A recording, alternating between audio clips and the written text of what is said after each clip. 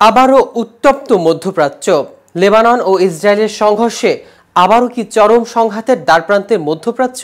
ফিলিস্তিনের গাজায় চলমান যুদ্ধের মধ্যেই তীব্রতর হচ্ছে ইসরায়েলে ও লেবাননের সশস্ত্র গোষ্ঠী হিজবুল্লাহর মধ্যে সংঘর্ষ। লেবানন জুড়ে ইলেকট্রনিক্স ডিভাইসে বিস্ফোরণের ঘটনার পর ইসরায়েলকে সাজা দেওয়ার হুমকি দিয়েছে হিজবুল্লাহ নেতা হাসান নাসরুল্লাহ। এই হুমকির দিনই গোষ্ঠীটির ওপর সাম্প্রতিক সময়ে সবচেয়ে বড় হামলা চালিয়েছে ইসরায়েল। এতে যে কোনো সময় মধ্যপ্রাচ্য অঞ্চলে চরম সংঘাত ছড়িয়ে পড়ার আশঙ্কা দেখা দিয়েছে। তবে কোন পথে এগোচ্ছে মধ্যপ্রাচ্য, আর এক্ষেত্রে কোন বার্তা দিয়েছে যুক্তরাষ্ট্র, এই নিয়ে বিস্তারিত থাকছে আজকের প্রতিবেদনের বাকি অংশে। কেটিভি গ্লোবাল চ্যানেল থেকে আপনাদের সাথে আছি আমি মাহমুদুর রহমান সিয়াম। গত বছরের অক্টোবরে গাজা যুদ্ধ শুরু হওয়ার পর থেকে নিয়মিত পাল্টাপাল্টি হামলা চালিয়ে যাচ্ছিল ইসরায়েলে ও হিজবুল্লাহ। এরই মধ্যে গত মঙ্গল ও বুধবার লেবানন জুড়ে পেজার, ওয়াকি-টকি সহ বিভিন্ন ইলেকট্রনিক্স ডিভাইসে বিস্ফোরণের ঘটনা ঘটে। এতে হিজবুল্লাহ সদস্য সহ 37 জন নিহত হয়েছে। আহত হন 3000-এরও বেশি মানুষ। এরপর গতকাল বৃহস্পতিবার হাসান নাসরুল্লাহ বলেন, ডিভাইসে বিস্ফোরণের ঘটনার মধ্য দিয়ে সবচেয়ে চরম সীমা অতিক্রম করেছে ইসরায়েল। এর সাজা দেয়া হবে তাদেরকে। এদিকে বৃহস্পতিবারে হিজবুল্লাহ প্রায় 100টি রকেট উৎক্ষেপণের ব্যবস্থা নতুন করে হামলা চালানোর কথা জানিয়েছে ইসরায়েলের সামরিক বাহিনী।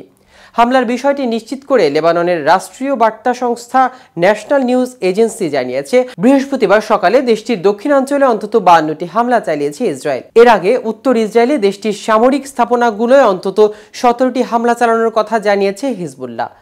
লেবাননের নিরাপত্তা সংশ্লিষ্ট বিভিন্ন সূত্র জানিয়েছে, ইসরায়েলে হামলার দেশটিতে 4 জন আহত হয়েছে। তবে তাদের মধ্যে কেউ হিজবুল্লাহ সদস্য কিনা তা তাৎক্ষণিকভাবে স্পষ্ট করা হয়নি। এদিকে শুক্রবারও দক্ষিণ লেবাননে অন্তত 3টি গ্রামে হামলা চালিয়েছে ইসরায়েল। হিজবুল্লাহ পরিচালিত আল মানার টেলিভিশনে সম্প্রচারিত ভিডিওতে দেখা গেছে, আজকের একটি হামলার পর ঘটনাস্থল থেকে ধোঁয়া উঠেছে।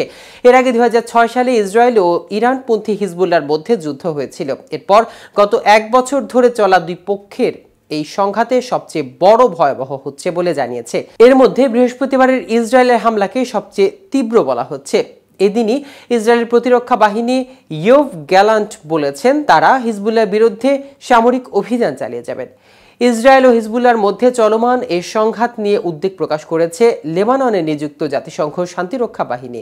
শুক্রবার সকালে তারা বলেছেন, আগের 12 ঘন্টা লেবানন ইসরায়েলের সীমান্ত ও সংঘাতপূর্ণ এলাকাগুলোয় তীব্র লড়াই দেখা গেছে। ইউএনআইএফআইএল এর মুখপাত্র আন্দ্রেয়া তেনেন্তি রয়টার্সকে বলেছেন, ব্লু লাইন ঘিরে সংঘাত বৃদ্ধি হওয়ায় আমরা উদ্বিগ্ন। এই পরিস্থিতিতে সংঘাত কমাতে আমরা সব পক্ষের প্রতি আহ্বান জানাচ্ছি। ইসরায়েল ও লেবাননের মধ্যকার সীমান্তকে ব্লু লাইন বলা হয়। এদিকে সংঘাত কমাতে সংশ্লিষ্ট সব পক্ষর প্রতি আহ্বান জানিয়েছে যুক্তরাষ্ট্র। এই সমস্যার কূটনৈতিক সমাধানের উপর জোর দিচ্ছে তারা। বৃহস্পতিবার এক সংবাদ সম্মেলনে যুক্তরাষ্ট্রের পররাষ্ট্র দপ্তরের মুখপাত্র ম্যাথিউ মিলার বলেছেন, ইসরায়েলের নিজেদের রক্ষায় যে অধিকার রয়েছে তার পক্ষে আমরা থাকব। তবে এই সংঘাত কোনো পক্ষ বাড়িয়ে দিচ্ছে এমনটি আমরা দেখতে চাই না।